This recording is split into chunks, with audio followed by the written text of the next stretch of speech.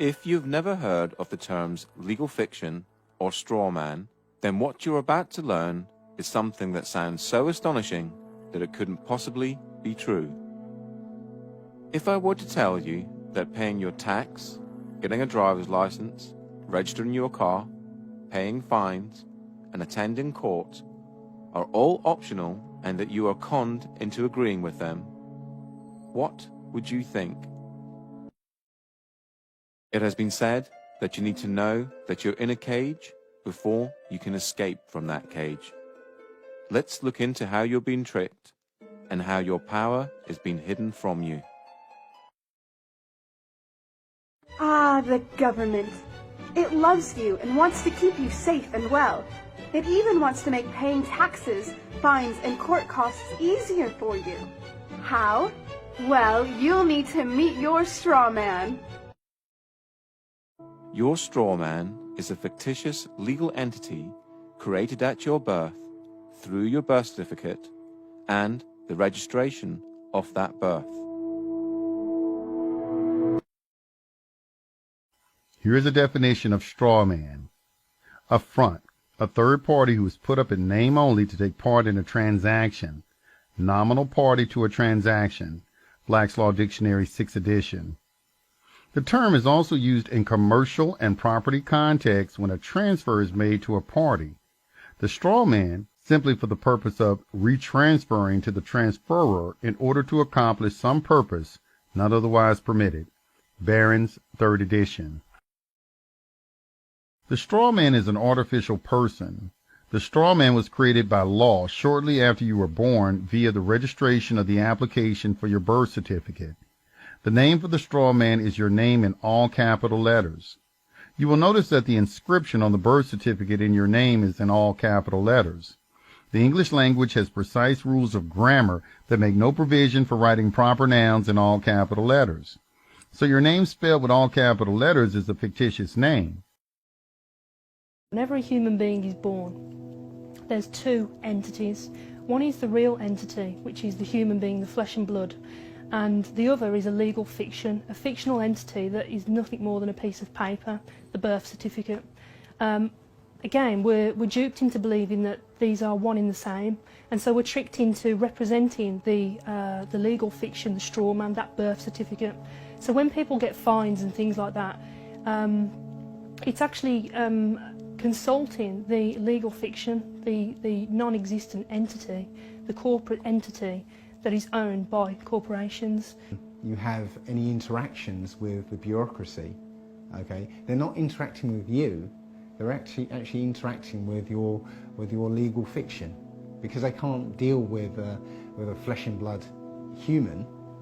Yeah, they have to deal with another corporation. When you start to break down the words that we use and you start to look at the roots of all these words and you actually look at what these words actually really mean, you start to get an idea of what's going on.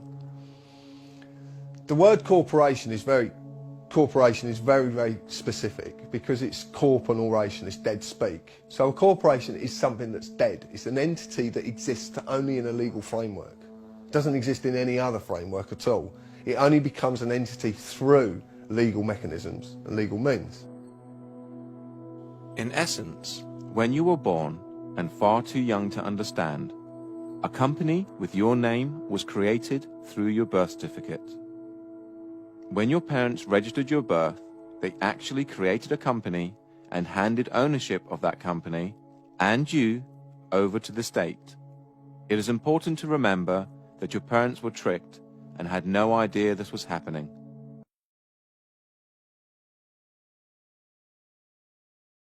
This is why the state can take children from their families and it not be classed as kidnapping. This is where it all began.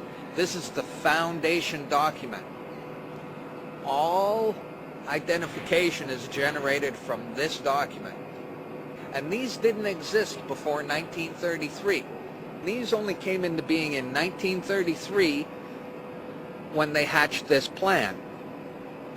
They created a corporate fiction with a name just like yours. In doing this, they registered and monetized the spirit and soul of a living being. My name is spelt in all capitals here. So's yours, so's your driver's license, your health card, anything you get from the government, your name is spelt in all capital letters. And when you use any government identification, you are identifying yourself as a corporation, and you are existing within the jurisdiction of corporate law. And just because you didn't know what you're doing, that's no excuse. It doesn't exonerate you from liability. There was a bankruptcy in 1933, and the central bankers came in and said, we have a mechanism whereby you can continue to conduct commerce even though you're bankrupt and there's no money. Pledge your citizens as collateral. That happened in 1933, the bankruptcy. And that, by no coincidence, is why these started to be issued in 1933. So you may be walking around thinking you're free and you have rights. But the bottom line is that you are owned, you're a chattel, you're a slave. And these people own you. And that's why they can do things to you against your will. Because you comply. Right now I'm going to just read a quote from Edward Mendell House and what he had to say in a private meeting with Woodrow Wilson, president between 1913 and 1921, from the private papers of Woodrow Wilson. Quote, very soon, every American will be required to register their biological property in a national system designed to keep track of the people, and that will operate under the ancient system of pledging. By such methodology, we can compel people to submit to our agenda, which will affect our security as chargeback for our fiat paper currency. Every American will be forced to register or suffer not being able to work and earn a living. They will be our chattel, and we will hold the security interest over them forever by operation of law merchant under the scheme of secured transactions. Americans, by unknowingly or unwittingly delivered the bills of lading to us, will be rendered bankrupt and insolvent, forever to remain economic slaves through taxation secured by their pledges. They will be stripped of their rights and given commercial value, designated to keep us a profit that will be none the wiser. For not one man in a million could ever figure out our plans, and if by accident one or two would figure it out, we have in our arsenal plausible deniability.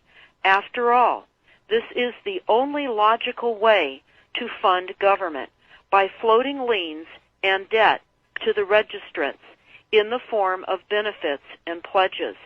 This will inevitably reap us huge profits beyond our wildest of expectations and leave every American a contributor to this fraud, which we will call social insurance. Without realizing it, every American will insure us for any loss we may incur, and in this manner, every American will unknowingly be our servant, however begrudgingly. The people will become helpless without any hope for their redemption, and we will employ the high office of the President as our dummy corporation to foment this plot against America. Having established plausible deniability, even if people become enlightened that they had a remedy and pursued it, the attorneys, judges, and legislators could claim that they did not understand the people's claims, especially if the technical requirements for achieving it were not followed pursuant to statutory requirements. Requiring the public schools to teach civics, government, and history classes out of federally approved, politically correct textbooks written by the publishing houses, owned by the owners of the Federal Reserve, would assure that the people would not discover the remedy for a long time, if ever.